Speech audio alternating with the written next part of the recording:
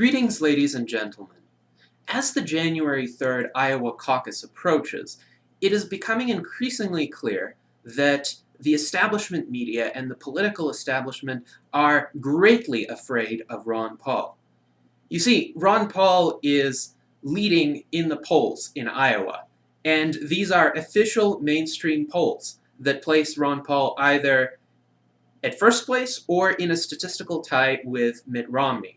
Newt Gingrich's campaign is steadily losing support amid revelations that Newt Gingrich doesn't really hold very many pro-liberty views and has quite a few skeletons in his closet.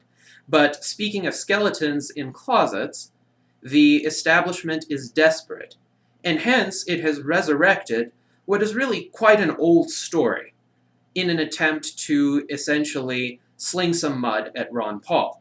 This is the story of the so-called racist newsletters that were published under Ron Paul's name in the late 1980s and early 1990s. What happened, in terms of fact, was that Ron Paul had a full-time medical career at the time. He was not an active member of Congress, and essentially staff oversaw the publication of these newsletters. Really, the newsletters continued to be published over the course of about 20 years, and most of the content was by no means racist or anti-Semitic or anti-homosexual. Rather, it was mostly focused on financial and economic ideas. However, Ron Paul has admitted that he had some lax oversight, and in a few of the newsletters, a few unsavory comments slipped through. Ron Paul has since repeatedly disavowed them ever since the first instance of that story broke around 1996. And he has essentially stated that he regrets the lack of sufficient oversight that he had over these newsletters, but he was very busy at the time. He couldn't have the time to read all of them, and it was essentially a failure on the part of his staff. At the same time, if you look at Ron Paul's entire record over the course of his career, the statements that he actually made, the statements that are directly attributable to him and authored by him, you will see that Ron Paul is one of the greatest enemies of racism imaginable. Ron Paul is one of the very few politicians who has essentially called the federal government on the very racist effects of its drug war, whose victims are disproportionately minorities.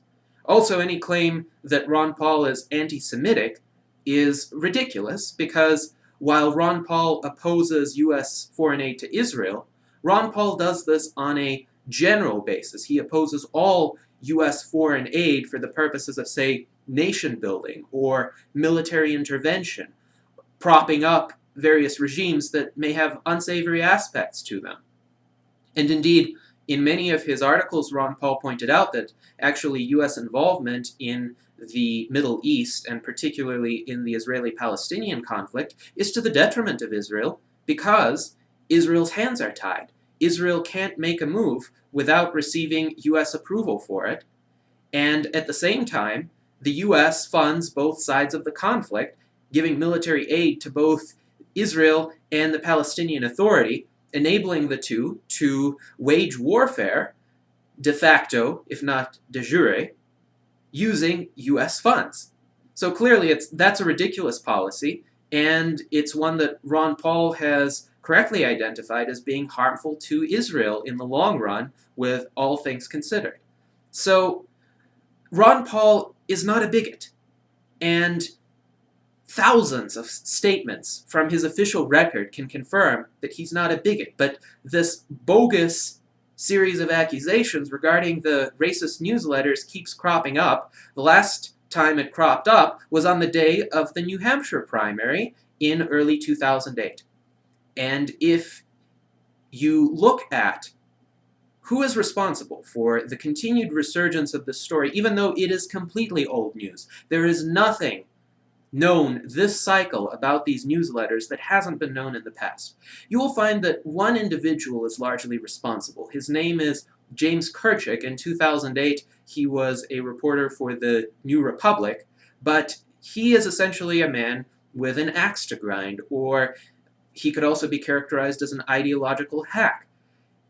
one of his very few claims to fame is this scandal of the racist newsletters, and I think he is using it essentially to boost his own name recognition, and the establishment, which eagerly wants something to latch onto to condemn Ron Paul for, uses this as an opportunity. Now, what does it tell you, though? What does it tell you? That in order to find even an alleged skeleton in Ron Paul's closet, the establishment has to dig so deep and go back 22 years to find statements that are truly unfortunate and statements that I would take great exception to, but statements that Ron Paul has publicly disavowed for 15 years now. Compare that to the other candidates that are running in the Republican race. Compare that to Newt Gingrich, who has had two very contentious divorces, the first one from a wife who had cancer, and who had stated that the reason why he divorced her was because she wasn't pretty enough to be a first lady and because she had cancer. Or consider the fact that Newt Gingrich advocated for the TARP bailouts, or in a blatant abrogation of every principle under the US Constitution, wants to take US justices who issue opinions that he disagrees with and arrest them. Or consider someone like Mitt Romney, who was the first governor in the United States to implement the individual health insurance mandate, the very mandate that most Republicans now oppose when it is being championed by a Democratic administration. Or consider someone like Rick Perry, who started out his political career as a campaign advisor to Al Gore and espoused a set of beliefs that is pretty much diametrically opposed to what he claims to believe now. And while, sure, it's possible for individuals to change their minds over the course of 20 years, those candidates have not been scrutinized nearly to the extent that Ron Paul has been for a few statements and a few newsletters that he didn't author and that he has publicly disavowed, and that he has an extensive record of essentially opposing in terms of their ideas. There are so many times when I have read Ron Paul's actual editorials or have listened to recordings of him speak in condemnation of racism, as an ugly, collectivistic ideology that is the exact antithesis of the individual rights that are at the core of the United States framework as it was intended to be and as it ought to be.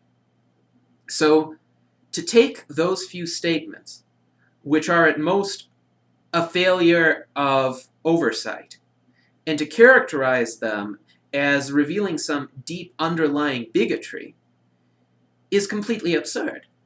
And it is completely disproportionate, considering that you don't even need to look that deep to find much, much more glaring flaws in any of the other candidates in the Republican race. So clearly, there's an ulterior motive here. The ulterior motive is one of fear. Ron Paul stands against much of what the political establishment holds dear today.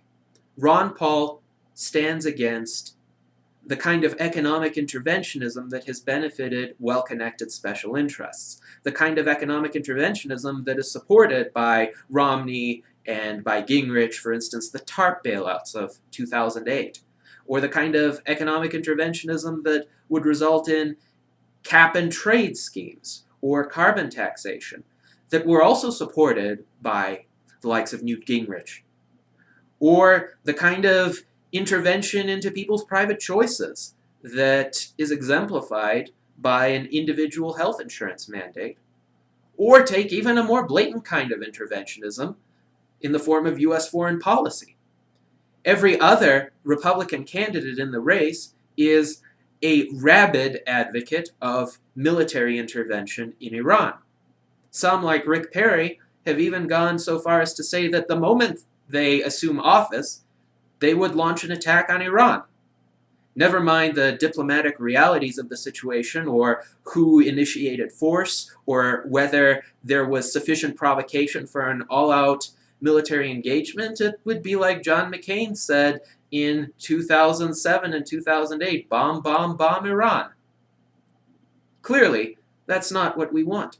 And Ron Paul presents a compelling alternative to that, an alternative that increasing numbers of people in the face of all of the economic hardship that they have experienced and all of the broken promises that they have witnessed on the part of the political elites, these people want an alternative, and these people see Ron Paul as a clear alternative. And now the establishment believes it needs to sling some mud to try to lower those poll numbers. Well, I would say, let's not let them.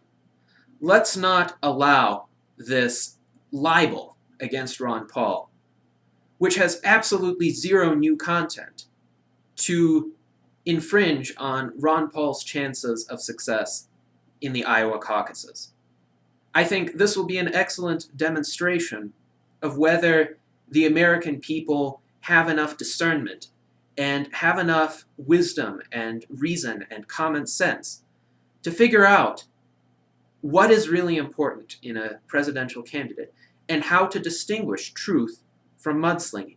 Let's see what happens on January 3rd. And if you have any influence over the outcome of the Iowa caucuses, if you can go over there and participate, then please, I urge you to support Ron Paul, and if you can't participate, at least to dispel some of these terrible and completely unjustified aspersions. Thank you very much.